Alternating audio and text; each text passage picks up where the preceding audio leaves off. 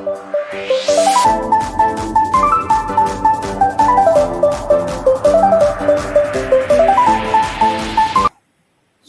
puji dan syukur kami naikkan kepadamu ya Bapa yang baik, Bapa yang tak pernah meninggalkan kami, Bapa yang selalu menyertai kami, Bapa yang menguatkan kami di perjalanan kami, Bapa yang menopang tangan kami, bahkan membawa kami terbang lebih tinggi mengatasi badai kehidupan. Terima kasih Tuhan. Dan pada saat ini Tuhan, kami mau mendengarkan sebagian firman Tuhan. Bapa yang baik, kami buka hati kami. Penuhilah dengan roh-Mu ya Tuhan, penuhilah dengan firman-Mu. Ini kami Tuhan, kami siap mendengarkan firman-Mu. Berbicaralah kepada kami ya Bapa. Di dalam nama Tuhan Yesus Kristus kami berdoa. Haleluya. Amin. Silakan duduk kembali. Selamat pagi. Shalom. Puji nama Tuhan. Baik Bapak Ibu Saudara dikasih Tuhan, hari ini kita masih memasuki suasana menantikan hari Pentakosta minggu yang akan datang. Kita masih berbicara tentang kekuatan yang supernatural di dalam kehidupan kita, yaitu roh yang mengubah dunia. Mari kita sama-sama membuka Alkitab kita dari kitab Injil Yohanes pasal yang ke-16 ayat 8 sampai ayat yang ke-11. Yohanes 16 ayat 8 sampai ayat yang ke-11. Demikian firman Tuhan. Dan kalau ia datang, ia akan menginsafkan dunia akan dosa, kebenaran dan penghakiman. Akan dosa karena mereka tetap tidak percaya kepadaku. Akan kebenaran karena aku pergi kepada Bapa dan kamu tidak melihat aku lagi. Akan penghakiman karena penguasa dunia ini telah dihukum. Amin.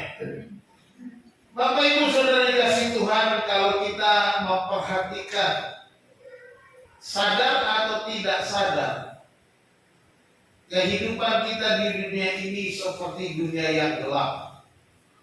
Kalau saudara lihat di sini, sebelah sini sengaja saya buat hitam. Karena gelap, kita perlu alat untuk menerangi di dalam kegelapan. Kalau kita dalam kegelapan, kita biasa pakai apa nih? Pakai senter. Dengan senter kita mendapatkan arah. Kemana kita melangkah, kemana kita berjalan, kita tahu apa yang ada di depan kita sehingga kita tidak asal melangkah. Demikianlah Roh Kudus itu seperti sebuah penerang bagi kita, yang menuntun jalan kita, dia menerangi setiap langkah kita. Dia mengarahkan kemana kita harus berjalan sehingga kita melihat mana langkah-langkah jalan-jalan yang kita harus lalui.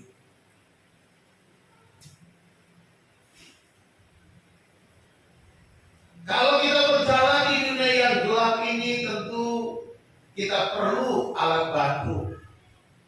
Di dalam kehidupan kita di dunia ini, kita juga memerlukan Roh Kudus yang menerangi. Mungkin kita melewati jalan-jalan yang terjal berliku, tetapi dengan adanya Roh Kudus, kita tahu di mana kita berpijak. Kita tahu di mana kita melangkahkan kaki ketika ada Roh Kudus yang menuntun kita. Demikianlah kita berjalan untuk mendapatkan kemenangan. Saudara-saudara dikasih Tuhan, kita baru saja membaca tentang janji kedatangan Tuhan, kedatangan Roh Kudus.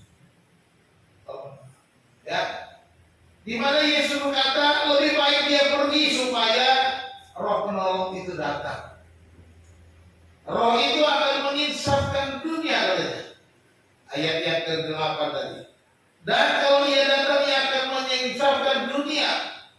Ada 3 poin penting dikatakan di sana. Akan dosa, kebenaran, dan penghakiman.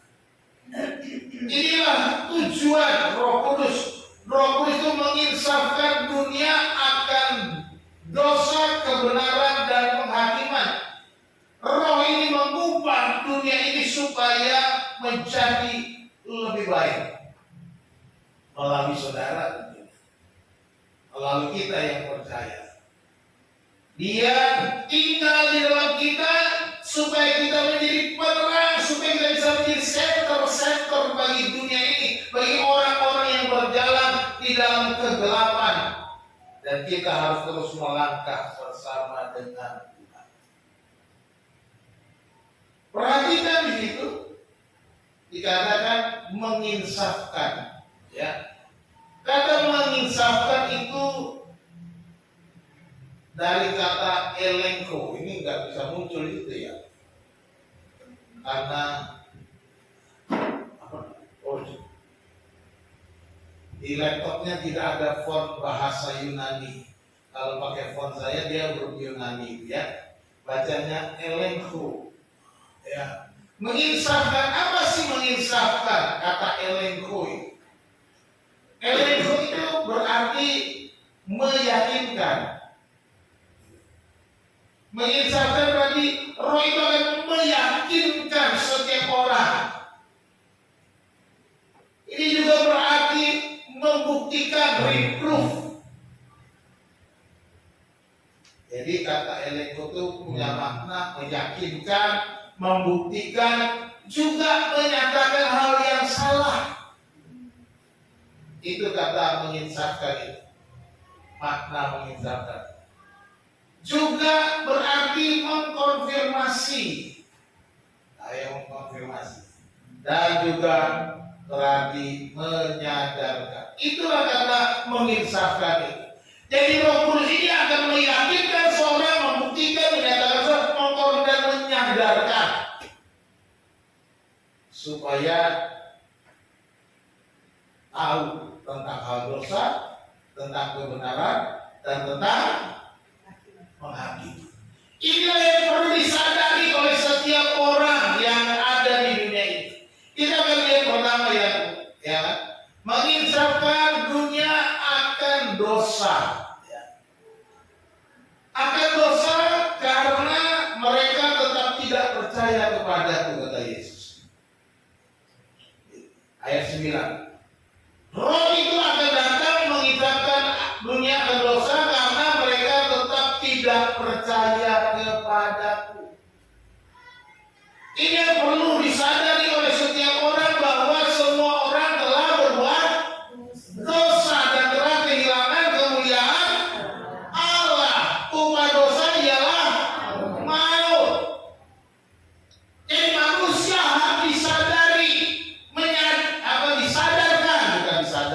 disadarkan ya, bahwa dia adalah orang berdosa. Nah, kalau kita menyadari kita orang berdosa, maka kita mengerti betapa besarnya anugerah Allah itu, betapa luar biasanya keselamatan, kematian, kebangkitan Kristus yang dianugerahkan kepada kita. Itu sebabnya Paulus, di antara orang paling berdosa, akulah yang paling berdosa, kata Paulus. Kenapa? Karena dia menyadari penuh kejahatannya, perbuatannya di hadapan Tuhan sangat-sangat dimurkai Tuhan, karena dia membenci orang Kristen, membunuh orang-orang Kristen. Dia merasa akulah yang paling berdosa. Tetapi dengan menyadari betapa dia paling berdosa, dia mendapat anugerah, mendapat keselamatan, mendapat kesadaran, diinsafkan, maka dia merasakan betapa besar anugerah Allah itu. Dosa, bahasa Yunaninya itu hamartia. Itu kurang huruf T-nya ya. Harusnya meleset, T-nya kurang genting. Bukan meleset. Meleset. Hamartia itu artinya meleset atau tidak mencapai sasaran. Itu artinya segala sesuatu yang tidak mencapai sasaran daripada Allah, yang tidak tepat pada maunya Tuhan, itu dosa. dosa. Segala sesuatu yang tidak Allah kehendaki, yang meleset daripada rencana Allah, meleset daripada kehendak Allah, meleset daripada keinginan Allah, itu dosa. Itu hamartian. Memang ada banyak kata dosa diterjemahkan dari bahasa Yunani yang berbeda. Tapi digunakan di sini, Roh Kudus itu akan menginsafkan manusia akan dosanya, akan hamartiannya. Bahwa manusia ini sudah meleset, manusia ini sudah tidak sesuai dengan Allah, manusia ini sudah tidak sesuai dengan tujuan Allah untuk kemuliaannya. Kita semua sudah tidak layak. Itu yang diinsafkan. Gak ada lagi orang bilang, wah saya gak berdosa. Walaupun engkau lahir dari seorang wanita baik-baik, ayah baik-baik, engkau lahir dididik dengan baik, mungkin engkau menjadi orang yang baik, saleh, tidak pernah menyakiti orang lain, tidak pernah membuat orang lain kecewa, tidak pernah menipu, tidak pernah mencuri, tidak pernah berzina, tidak pernah berbuat segala yang jahat itu. Tapi firman Tuhan katakan, engkau sudah meleset. Kenapa? Karena sejak Adam dan Hawa jatuh dalam dosa, manusia jatuh dalam manusia itu sudah meleset dari rencana Allah. Makanya semuanya sudah berdosa. Semua orang telah berbuat dosa dan telah kehilangan kemuliaan Allah. Ini yang diinsafkan, dikatakan karena mereka tidak percaya kepadaku. Ini penting sekali. Dosa yang paling penting harus kita pelajari. Orang yang tidak mau percaya bahwa Yesus adalah Mesias dan Juru Selamat, itu dosa. Jadi orang-orang yang tidak mau percaya sebab mereka tidak percaya kepadaku. Yesus berkata, ya, manusia dunia ini akan diinsafkan bahwa mereka tidak percaya kepada Kristus. Bahwa dia sudah mati di kayu salib, dikuburkan, bangkit pada hari kita, naik ke surga.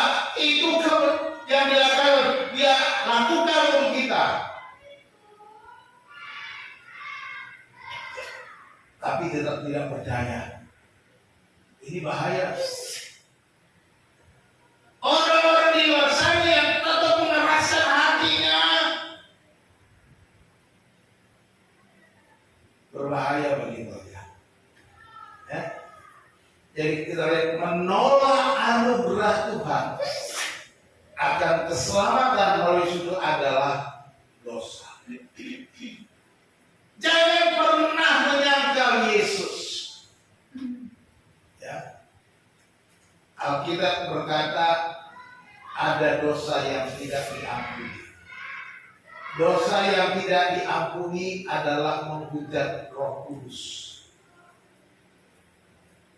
Menurut para penafsir, para ahli Alkitab, apa sih menghujat Roh Kudus? Ini dia. Ketika seseorang diyakinkan oleh Roh Kudus, dia tidak mau menerima bahwa dia orang berdosa, bahwa Yesus adalah Juru Selamat satu-satunya, engkau menerima dan percaya, engkau diselamatkan. Itu kita menghujat Roh Kudus, bahwa kita tidak menerima kebenaran itu. Roh Kudus sudah menginsafkan, Roh Kudus sudah mengerjakannya. Ini menyadarkan kita, tetapi ditolak. Inilah dosa yang tak dapat diampuni. Dan Roh Kudus. Dia berfirman, dia berkata, dia mengajar, dia menegur, dia mengingatkan, dia meyakinkan, dia menyadarkan, tetap bandel, tetap keras kepala, tetap tegar teguh, tetap menyangkal Yesus, maka itu dosa menghujat Roh Kudus. Jadi harus kita ingat baik-baik. Roh Kudus akan meyakinkan seseorang, meyakinkan dunia ini akan dosa. Roh Kudus itu ibarat tanda bahaya. Itu tanda bahaya apa ya? Itu tanda bahaya tsunami. Ya. Tsunami akan datang tapi bandel. Engkau akan dihukum tapi bandel. Akan mengalami bahaya tetapi masih santai-santai saja. Ya. Jadi harus kita waspada. Inilah karya Roh, inilah tugas Roh yang akan datang supaya menyisakan dunia akan dosa, supaya memberi warning kepada kita, bukan memberi warning tapi warning. Warning itu apa, Bu? Nah, jagung kayak apa tuh? Popcorn ya, itu warning. Dia memberi warning, peringatan ada bahaya. Orang Jawa langsung ketawa, yang bukan Jawa bengong-bengong nggak ngerti. Ya, ini Yesus katakan dia akan datang untuk mengisahkan dunia akan dosa, D-O-S-A. Yang kedua, dia juga akan mengisahkan dunia akan kebenaran. Ya, ayat 10. Akan kebenaran karena aku pergi kepada Bapa dan kamu tidak melihat aku lagi. Dunia akan disahkan akan kebenaran. Kebenaran apa? Karena sebab aku pergi kepada Bapa dan kamu tidak melihat aku lagi. Kita melihat dulu satu-satu ya. Kebenaran, kata kebenaran. Kebenaran itu bahasa Yunaninya dikaiosune. Dikaiosune. Ya. Kebenaran itu righteousness, juga bisa berarti justice, keadilan. Jadi nilai kebenaran ini, kata dikaiosune itu mengenal kebenaran dan juga keadilan. Itu ada di dalam makna dikaiosune itu. Jadi Roh Kudus akan menginsafkan dunia ini, mengubah supaya percaya kepada kebenaran yang adil seadil-adil, bukan asal kebenaran. Ya. Dan dikatakan apa? Karena aku pergi kepada Bapa. Ini kebenaran ilahi yang mau ditekankan. Aku pergi kepada Bapa dan kamu tidak melihat aku lagi. Tetangga kita di sebelah sana bilang Yesus tidak disalibkan. Yang disalibkan Yudas. Ada versi begitu. Ada versi yang lain. Katanya. Macam-macam versinya. Karena berkata Yesus tidak disalibkan dan karena Yesus tidak dibangkitkan. Kalau Yesus tidak dibangkitkan, Yesus tidak naik ke surga. Puji Tuhan. Bapak Menteri Agama kita tahun ini mengucapkan selamat merayakan hari kenaikan Tuhan Yesus Kristus. Ya puji Tuhan. Negara kita sudah mulai normal. Ya. Karena orang Kristen percaya Tuhan Yesus naik ke surga. Orang mengatakan, ya itu kepada dia mengucapkan selamat merayakan, tak apa-apa. Ya kan? Dia cuma mengucapkan selamat merayakan. Kita yang merayakan kok. Dia nggak merayakan, tak apa-apa. Dia mengucapkan ya selamat senang-senang. Kan gitu kan? Kira-kira selamat hari raya. Apa susahnya? Ya itu namanya negara kita sudah mulai normal. Kalau zaman dulu negara kita mulai begini. Zamannya tahun 70 bagus. Mau tahun 80 90 sampai 2000 miring-miring. Ini kembali kepada zaman dulu lagi, normal lagi. Ya puji Tuhan. Ya. Dikatakan bahwa Yesus tidak dibangkitkan, Yesus tidak disalibkan. Ini kebenaran yang harus kita yakini. Roh Kudus sudah berkata bahwa Dia berkata ada kebenaran ilahi bahwa Yesus pergi kepada Bapa. Yohanes 14 ayat 6 berkata, Akulah jalan, kebenaran dan hidup. Tidak seorang pun dapat datang kepada Bapa kalau tidak melalui.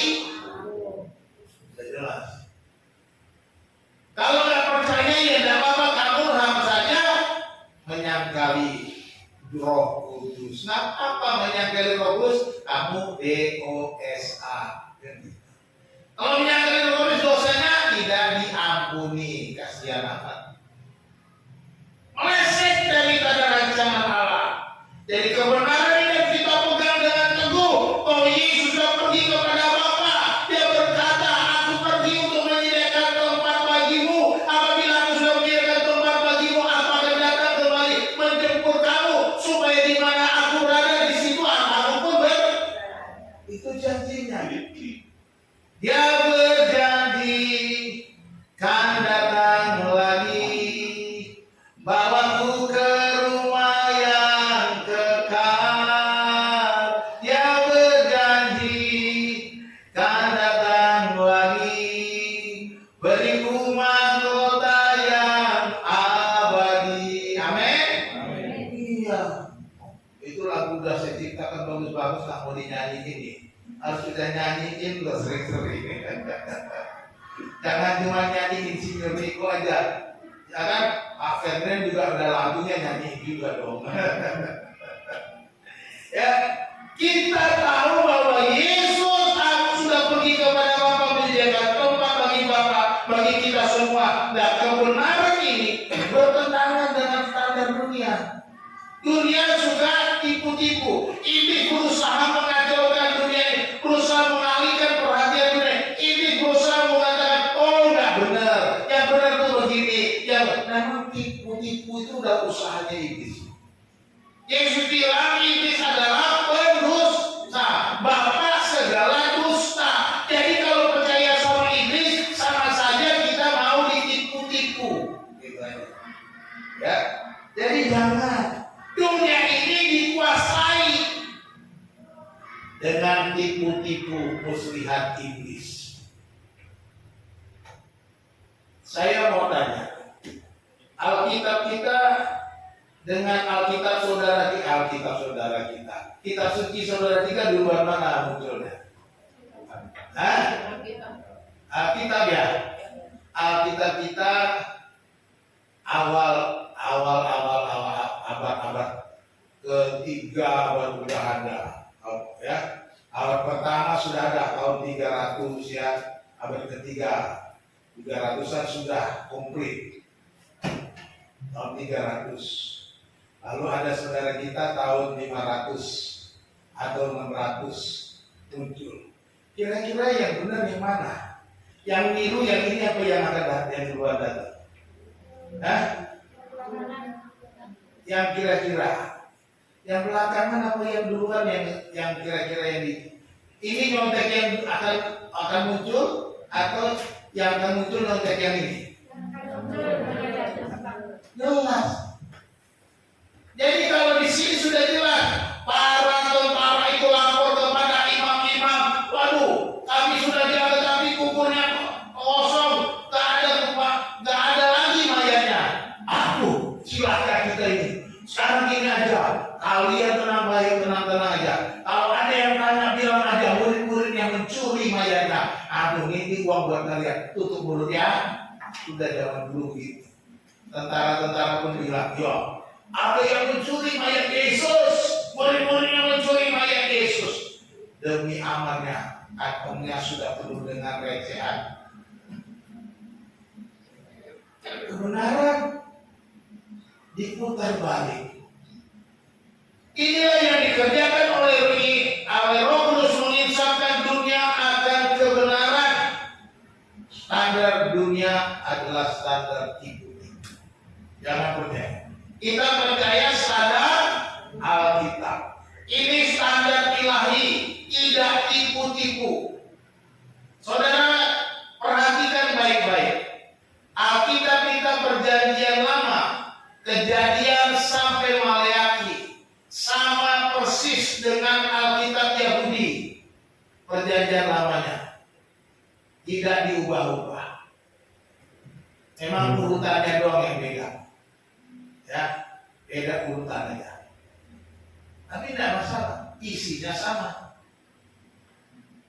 Ini harus kita ingat. Artinya kalau Alkitab kita berubah, perjanjian lama ada yang berubah, pasti orang Yahudi marah kitab suci. Gitu, kira-kira gitu ya. Tapi nggak ada orang Yahudi marah dengan perjanjian lama. Karena kita nggak mengubah apapun. Para ahli Alkitab menyelidiki Alkitab, menyelidiki salinan Alkitab, perjanjian lama maupun perjanjian lama ini dengan luar biasa. Ada banyak teks-teks perjanjian lama, ada banyak teks-teks perjanjian baru. Jangan berpikir bahwa yang saudara baca ini cuma ini aja, dari dulu tertentu. Banyak ribuan ratusan teks. Ahli Alkitab mulai mengumpulkannya, memperbandingkannya mana yang benar. Nah, dikira, oh ternyata ini dia. Maka jadilah Kejadian sampai Wahyu. Jadi bukan proses simsalabim turun dari langit, tidak. Alkitab kita tidak diatur Kejadian sampai Wahyu turun dari langit kepada Yesus atau kepada murid-muridnya, kepada Petrus atau Rasul Paulus, tidak. Hari ini kita harus kebenaran ini berbeda dengan dunia.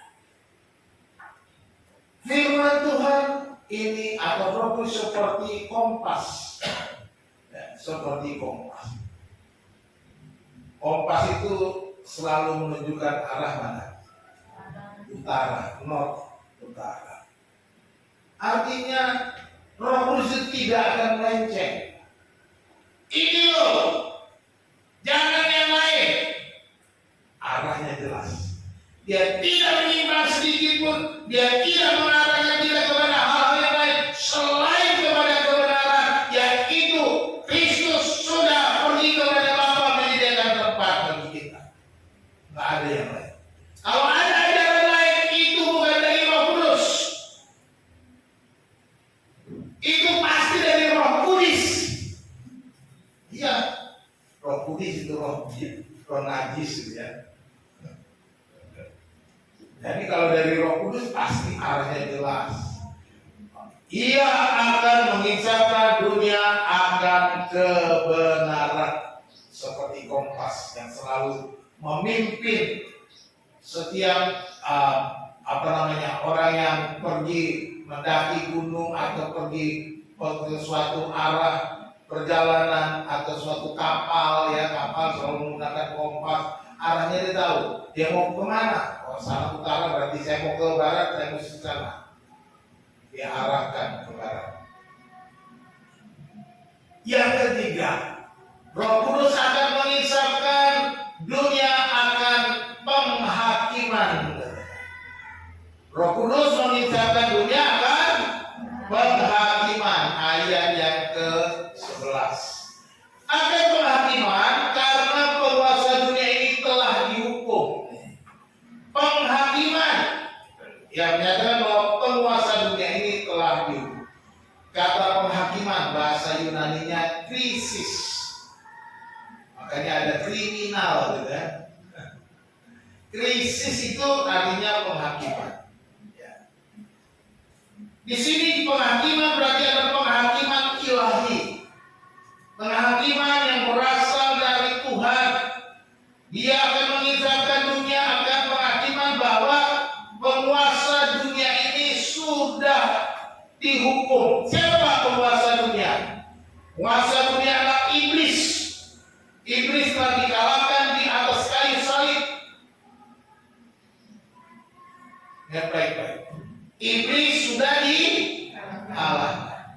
Nubuat dari kitab Kejadian bahwa keturunannya akan meremukkan kepalamu itu dikalahkan di atas kayu salib, di mana anak tunggal Allah itu di kayu salib itu dengan matinya di kayu salib dia mengalahkan iblis dengan kematiannya dan kebangkitannya. Ya. Jadi iblis sudah dikalahkan, Bapak Ibu. Iblis sudah keok. Iblis sudah tak berdaya sebenarnya. Iblis sudah dihancurkan kepalanya. Yang masih bergerak-gerak itu cuma ekornya. Ular gitu, pegang kepalanya, ekornya bergerak. Makanya kalau megang ular, katanya pegang kepala, pegang ekor. Dia nggak bisa ngapa-ngapain. Gitu kan ya. Jadi kita lihat bahwa penguasa dunia ini telah dihukum. Berarti katakan telah. Jadi sudah, berarti telah terjadi penghukuman itu. Dan iblis adalah penguasa dunia ini yang selalu merasa paling hebat. Itu sebabnya waktu dia mencoba Yesus, dia bawa Yesus ke suatu tempat di tempat gunung yang tinggi. Dia bilang, lihat semua dunia ini. Dia berkata, ini semuanya kekuasaanku. Aku akan berikan kepadamu kalau kau tunduk menyembah aku.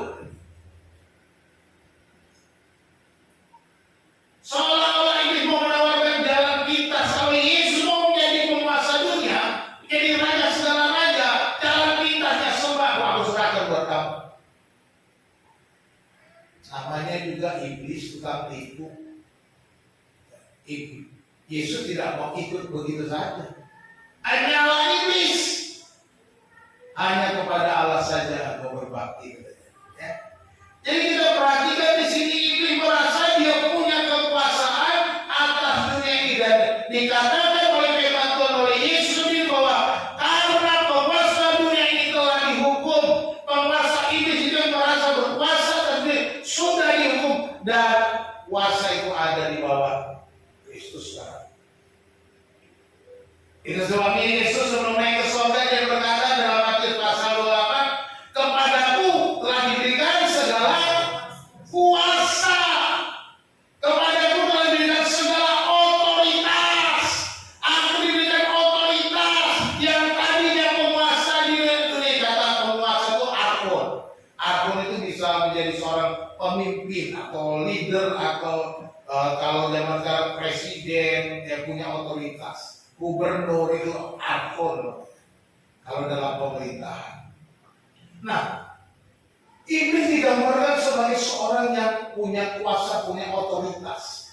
Tetapi dikatakan oleh Yesus sendiri bahwa dia sudah dihukum. Itu sebabnya Yesus ketika dia sudah bangkit, dia berkata, kepadaku sudah diberikan segala kuasa di surga dan di bumi. Artinya dia punya kuasa, otoritas atas dunia-dunia yang tidak kelihatan itu. Yang tadinya si iblis berasa berkuasa di dunia di langit sana. Kata surga itu artinya juga itu Uranus, itu juga berarti langit kalau dalam bahasa Yunani. Uranus. Yang di langit sana siapa? Yang di langit sana itu ada iblis, setan-setan yang tidak kita lihat. Dunia di atas itu dunia roh maksudnya. Kalau orang Yahudi selalu dunia di atas itu dunia roh. Kalau dunia di bawah itu dunia orang mati. Maka orang seperti orang Batak, Banua Ginjang, Banua Toru, dan kalau kita Banua Tonga. Banua Tonga ini tempat kita hidup. Banua Toru tempat orang mati. Makanya saya bilang orang Batak itu orang Yahudi. Sama keyakinannya. Dunia roh ada. Yang sudah aku berkuasa di sana. Di dunia roh. Aku berkuasa di bumi, di Banua Tonga. Di dunia kita nyata kita sekarang. Dia punya kuasa, otoritasnya ada sekarang.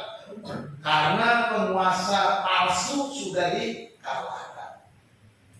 Si penipu sudah dikalahkan, si iblis sudah dipatahkan. Yang berkuasa adalah Yesus sendiri. Dia sudah dihukum, vonis sudah dijatuhkan, vonis sudah diketok oleh hakim yang agung, yaitu Bapa di surga. Iblis sudah keok, sudah dihukum. Kejahatan telah dikalahkan. Orang percaya adalah umat pemenang. Roma 8 ayat 37. Satu orang baca Roma 8 ayat 37 dengan cepat. Ayo mari siap. Roma 8 37 berdiri. Belum ada yang berdiri. Sudah berdiri siap. Roma 8 ayat 37. Tetapi dalam semuanya itu kita lebih daripada orang-orang yang menang oleh Dia yang telah mengasihi kita. Amin. Lebih dari pemenang dalam segala perkara. Amin. Iblis telah dikalahkan oleh kuasa darahnya. Jika Allah di pihak kita, siapa dapat melawan?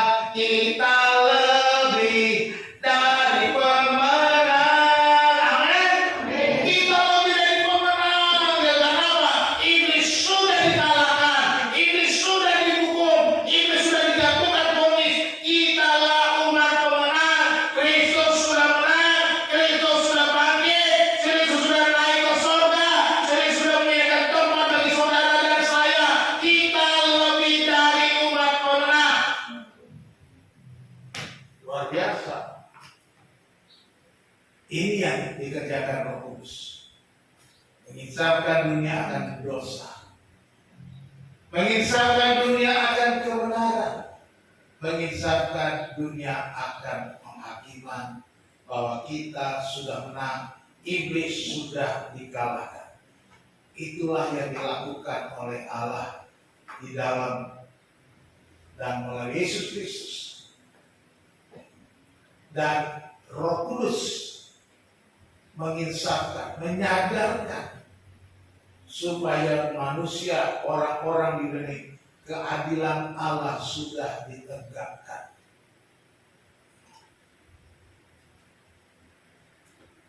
Tiga hal yang kita pelajari hari ini. Roh yang mengubah dunia. Yang pertama, dia menginsafkan dunia akan dosa.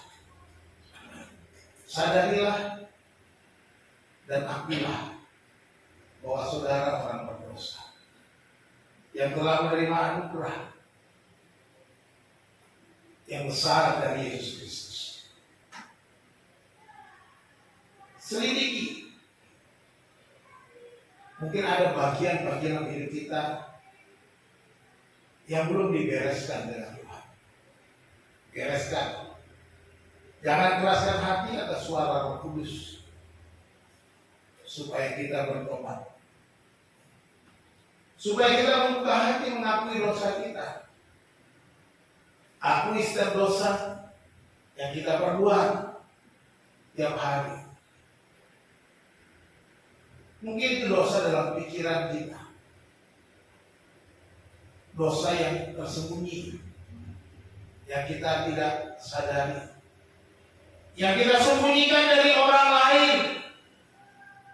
Roh Kudus berbicara. Roh Kudus itu seperti alarm, katanya, supaya kita ingat dosa-dosa kita. Yang kedua, Roh Kudus itu mengubah dunia dengan menginsafkan dunia akan kebenaran. Kita diajarkan supaya percaya firman Tuhan dengan mengalaminya tiap hari. Ini penting. Selalu saya tekankan kita harus mengalami kebenaran firman Tuhan. Bukan hanya kita mendengar dan kita puas kalau kita senang. Oh iya firman Tuhan begitu. Oh iya firman Tuhan luar biasa. Oh iya Tuhan itu baik. Tapi kita tidak mengalami. Kita harus terus mengalami dengan melakukan kebenaran itu. Ketika kita mengalami, kita akan terus bertumbuh. Kita akan tambah dewasa. Kita akan menjadi lebih kuat. Kita tahu kebenaran itu akan menolong kita. Roh yang mengubah dunia ini akan menginsafkan dunia akan penghakiman. Kalahkan dosa sebab kita sudah mengalahkan iblis. Kita sudah menang. Mungkin ada dosa yang begitu menggerogoti. Lawan. Kalahkan. Kita jangan sudah mengaku dosa, tapi masih terus berkawan dengan dosa. Kita harus kalahkan. Pak, sulit Pak. Tidak ada yang sulit Bapak. Sebab iblis sudah dikalahkan. Oleh sebab itu dosa juga pasti bisa kita kalahkan. Sebab kita lebih daripada pemenang. Ada satu kutipan dari John Piper. Ya. John Piper ini lahir 11 Januari tahun 46. Dia seorang teolog dan pendeta Amerika dalam tradisi Baptis Reformasi, ya, Baptis Reform ya. Ia juga rektor Bethlehem College dan seminari di Minneapolis, Minnesota. Piper mengajar studi Alkitab di Bethel University selama 6 tahun. Sebelum menjabat sebagai pendeta untuk khotbah di dan visi Gereja Baptis Bethlehem di Minneapolis selama 33 jadi sebelum dia jadi pendeta dia seorang dosen. Dia bilang begini. Gereja harus menjadi tempat di mana dosa dibongkar, bukan ditutupi. Jika kita tidak jujur dalam menghadapi dosa, kita tidak sedang mengikuti Kristus. Disinilah tempatnya kita menyadari, mengakui betapa bejatnya dosa itu. Disinilah kita dipulihkan, disinilah kita terbuka membongkar dosa. Supaya apa? Supaya nyata bahwa kita seorang yang mengikuti Kristus. Karena ini yang Roh Kudus kerjakan di dalam kehidupan kita. Mengubah dunia ini. Menginsafkan dunia akan dosa, akan kebenaran, akan penghakiman. Tuhan Yesus memberkati kita. Mari kita berdoa. Bapa yang baik, kami bersyukur dan terima kasih sebab Engkau mengaruniakan kepada kami Roh yang kudus. Mengutus Roh Kudus untuk kami boleh diingatkan, diinsafkan, disadarkan. Diingatkan akan kesalahan-kesalahan kami. Terima kasih Tuhan. Lewat Roh-Mu kami boleh menyadari akan dosa, akan kebenaran, dan juga akan penghakiman. Tuhan, terima kasih Engkau sudah menghukum si iblis dan mengalahkannya. Sehingga kami boleh menjadi lebih daripada umat pemenang yang Engkau kuduskan bagimu sendiri. Terima kasih Tuhan, terima kasih Yesus. Pimpinlah hidup kami, pimpinlah langkah kami, pimpinlah perjalanan kami, supaya kami mengalami kebenaran-kebenaran firman di setiap langkah kami Tuhan. Kami tahu perjalanan kami tidak semudah yang kami bayangkan. Tetapi selalu ada kerikil-kerikil tajam, selalu ada badai, selalu ada rintangan dan tantangan yang kami hadapi. Tapi kami bersyukur Roh yang kudus itu Tuhan menjadi center bagi kami berjalan supaya kami dapat melangkah dengan benar. Terima kasih Tuhan, terima kasih. Kami mengucap syukur kepadamu untuk firman Tuhan yang sudah kami dengar. Biarlah Tuhan terus berbicara kepada kami, menolong kami. Tuhan, jamahlah setiap hati. Engkau melihat hati setiap kami dan mengenal kami. Hati yang terus berbicara untuk memulihkan keadaan. Biarlah Engkau mendengar, menjawab permohonan. Terima kasih Tuhan. Kami mengucap syukur dan berdoa di dalam nama Yesus Kristus Tuhan kami. Haleluya. Amin.